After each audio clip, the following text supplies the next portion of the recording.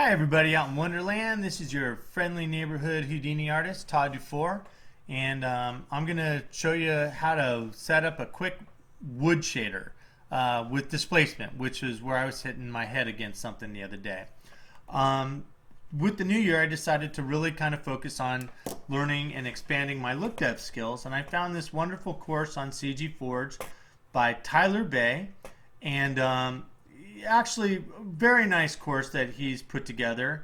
And I hadn't realized that when I bought the course that it was all done in Redshift, which I don't have, and so I needed to try to do the work in Mantra in order to learn something. And I learned a few things about Mantra that were a little bit frustrating, and I decided that maybe after a couple hours of banging my head on something, I decided that I would try to make sure that nobody else had to bang their head on this the way that I did.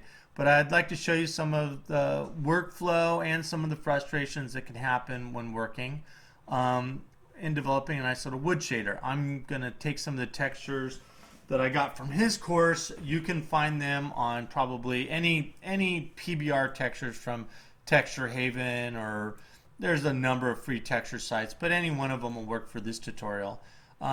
First thing we'll do is we're just going to put down an environment light and toss an HDRI on it. He had one in here. Anyone will work. We'll just do this nice mountain HDRI. I don't think I'm going to enable it in the viewport for now. In here, this is where we do the work. I always like working in a subnet. There's a number of reasons for that, but we'll just call this look dev, and we'll call this wood, and we call it wood A because sometimes I always believe in having a variant. So in here we're going to need a few things like a material network, and I'll call this mats, and we're going to need a piece of geometry, and we'll call this, I always like things that I'm going to render to be called render, and we'll call wood. And for the wood geometry, this should be pretty simple. I'm going to put down a simple grid, make sure that it's a mesh for now. I'm going to UV texture that because we're going to use the texture map, and just to make sure, and set this to rows and columns right here. And we'll do a quick there's a UV quick shade, and we'll just double check and make sure that we got good UVs on that. And if we turn this on, we should see, yep, pretty good UVs. And I'm going to convert that to polygons now. Give it some normals. Pretty easy stuff. And I'm going to make a null instead of an out because we might be doing some testing and some frustration. So we'll just call this out. Normally that might be an out, but for now we'll make it a null and just call it out. So that should be all we need to do for our geometry for doing a little look dev on a piece of wood texture. So we're also going to need a ROP. So I'm going to put down a ROP network. Again, I like everything being self-contained sometimes when I'm doing work. So this will be my ROPs, and we'll just put down a nice little tab Mantra network. Oh, that's not Mantra. Tab Mantra. Again, we're doing this tutorial in Mantra. Soon, hopefully, we'll be moving this out to test wood. And I'm going to use my my render cam. Export relative path. I'm not going to worry about where we're going to output any of this yet. So we're going to need to put in our objects. Objects. I'm not a big fan of candidate objects. I like to force my objects. And we'll do render wood. And for my light, we'll go into light and environment light. And I don't like candidates there. We'll do force lights. And we'll do environment light and accept pattern. And we should be pretty good. Now, if we go back to render wood and just turn on the quick shade and go to the render view and give this a test, we should see, hold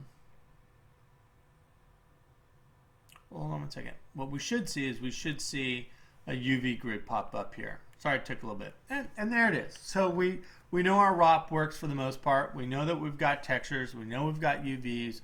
So we should be pretty good. So now let's go about building a material. And this should be pretty simple. You would think. So we're going to use the principled shader. I know I have a lot of friends who are, not down with the principled shader, but for now we'll use it. In a tutorial, I've found that we should put this at, Tyler says we should put this at 0.1. We're doing wood. I looked this up, and wood is about 0.3 in this. And for now, I'm going to turn the specularity down to something, the reflectivity down to something super low. We can always tweak that later. Base color we'll set to 1, just so that this gets multiplied to our texture that we're going to use. And I realized that we could go in here and set the textures based on use texture map, and that all works fine and is great. But in this tutorial, he was trying to teach us how to use a UV triplanar project. And in order to do that, we're going to have to not use the texture map and plug it right into base color. So that means that we would have to do the same thing with all the displacement. And this is where I hit my head and had a lot of frustration last night, which made me want to make this video so that other people wouldn't have a similar frustration, especially if they're working through Tyler's video. So we'll call this, actually I think the way that I want to do this is I want to do this with a material builder, right? Tab material builder, and inside the material builder we'll call this wood. We'll go in there, right? And this is all of our stuff. That's a good place to start, I guess. Oops, I don't know what I did there. Good place to start. And we'll put down a principled shader in here, and we'll plug the surface into surface. Then we don't need this, so we'll get rid of that. And we probably won't need this either, because that will just be displacement. We'll go into displacement there, and that should be good. And these I'll just move off to the side. I don't think I'm going to need them, but we'll just push them off to the side.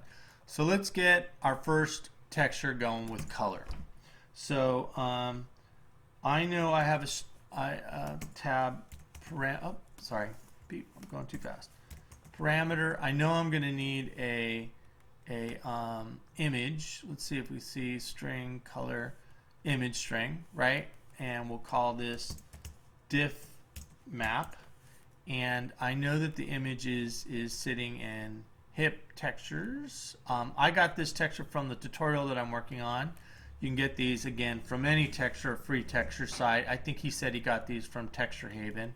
But now we'll put down our texture, and hopefully we should be able to plug this into there and this into there. Now we won't see anything yet because we haven't assigned this shader. So that was wood. We'll go back in here and we'll assign it in here. Tab material, tab material. This is all different when we get into lops, but for now we're going to do this old school Houdini. And oh, not quick shade. Mats, and we'll pick wood. Export relative path, and hopefully now we should see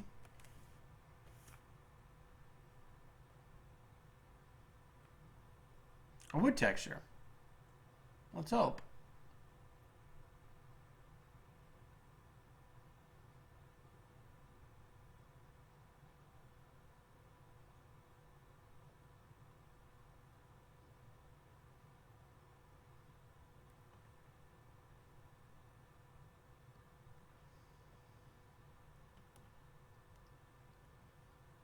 So it kind of looks like a wood texture in there. Kind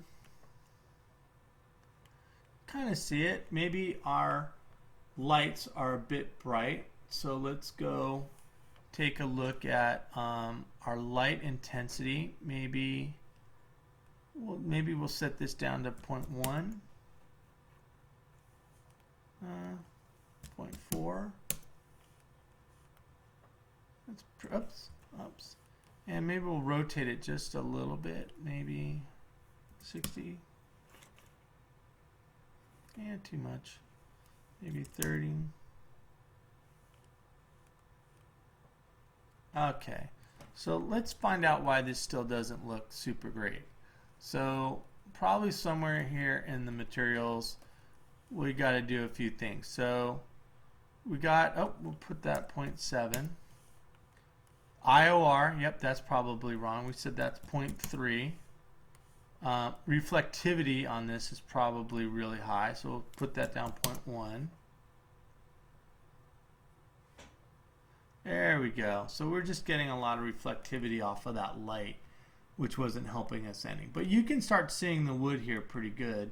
I think one thing is I might go back and set this light back to 0 so we have a nice little sheen across there, and we'll put the light back up at 1. You know, just so we can see some stuff. Okay, so yeah, that's starting to look a little bit more like what my expectation is. So this was all kind of working well and good when I was doing the tutorial, and we'll shrink this up a little bit so it's not so bad. So now this is the diff map. Let's copy and paste. I know that in this map, and this is what I was going through in the tutorials, that I had a rough map, so let's put in the rough.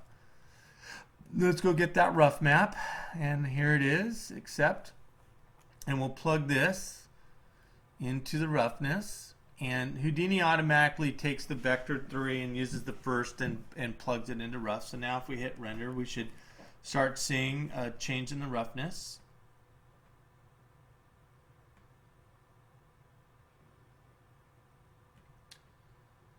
Bear with me, I know it takes a little second. My Mac is getting old and it's a little slow. But this is the system where I have all the nice, you know, everything's plugged into each other, and I can do these tutorials this way. So yeah, there's the roughness. You know, I'm not going to tweak this and make it look 100% perfect and real. I'm trying to demonstrate where I really hit my head on a few things the other day. So this is where I started getting into some headaches. So copy and paste. Let's look at what we're going to call this displacement, the displacement map. And at first I did both of these at the same time. So I did displacement, and then I did normal and the normal map. So let's go get those. Those are easy to go get.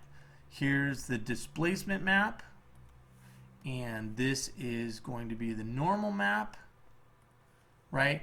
And so my first instinct was to just plug these into here and kind of go.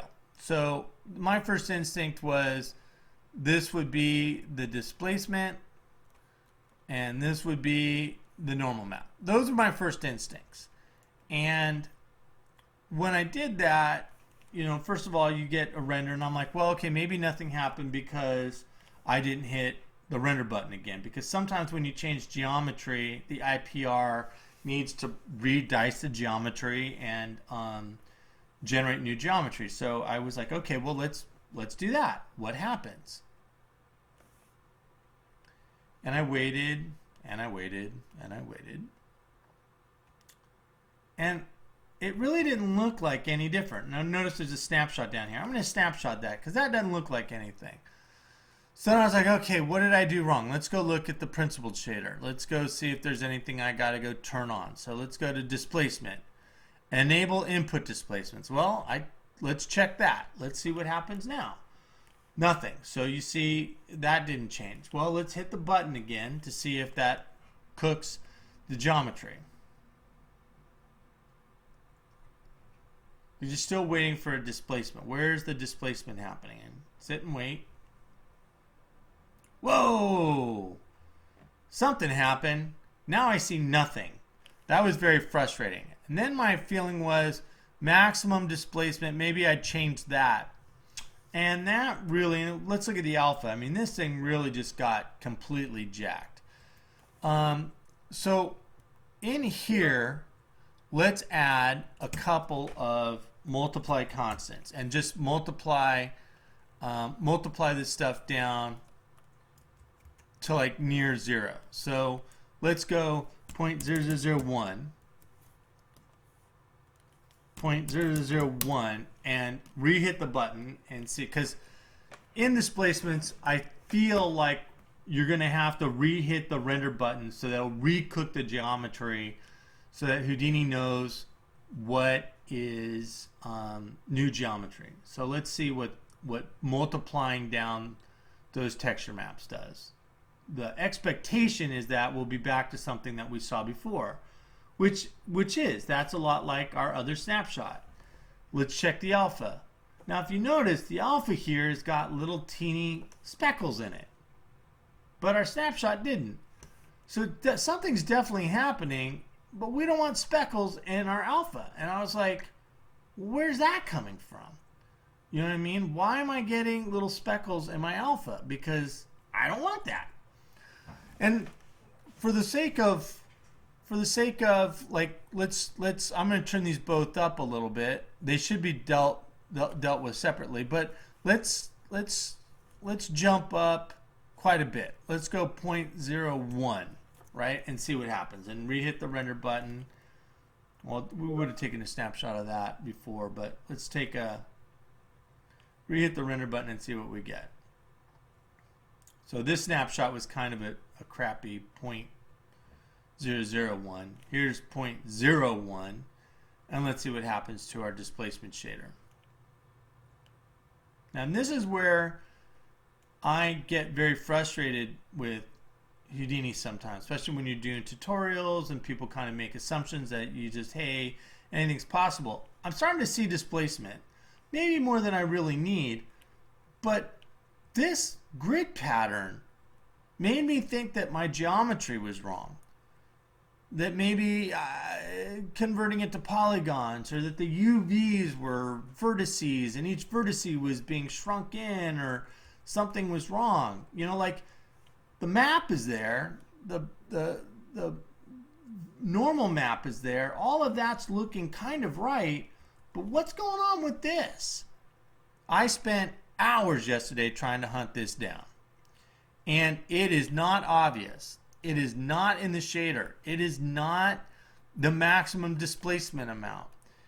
It is a function of this piece of geometry under rendering, under, I believe it is dicing, there is disable pre-dicing. So let's snapshot this so we really know we have it. I'm going to turn on full pre-dicing and hit render. Now look at our alpha.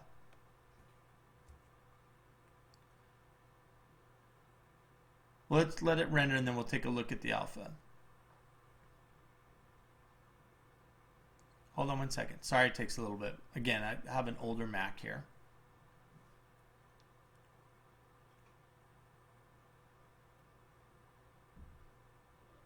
So let's take a look at the alpha now, as soon as it cooks a little bit. Clean alpha. Disabled dicing, full dicing. Disabled dicing, full dicing. This was not an obvious thing. I'm sure that if I scoured through the docs, it's there. I'm sure if I looked for it, it would make sense. But I did not know it was there. And I spent quite a long time trying to just figure it out on my own without really looking at the docs. And again, the smartest guy I ever know always had the docs open. So maybe that was my fault. But I just wanted to make sure that, you know, anybody else who was having problems with Houdini displacements and using these maps didn't run into the few hours of frustration that I had the other day by not turning this on the piece of on the geo node. In LOPS, I'm not sure what that would be or what the frustration is, but in the way we've been doing Mantra for a while, this was the culprit. So hopefully that will save you guys the few hours that I went through the last time when I was trying to build this displacement shader. And as you can see, it works as advertised. You know, I mean, it's, again, you know, we could dial in the roughness and different things, and you know, maybe I've overcranked, you know, probably have overcranked the displacement and the normal map. Maybe this needs to be 0.004, and this should be maybe, you know, 0.004. I don't know. And just hit that again real quick. We'll do one last render at 0.004. 4 is my lucky number, so we'll give that a go, and then we'll call this video quits. We only got 10 seconds left to 20 minutes, so Let's see if we can get this render done in 6 seconds, 5 seconds, 4 seconds, 3 seconds. Oh, we're going to go over 20 minutes. Almost. Yeah, there you go. That looks more natural. You know, again, tuning this in and making it look more realistic is completely doable. But you know, just straight out of the bat, that is how that is supposed to work and could work. Anyway, hopefully that saved you hours of frustration, and cheerio.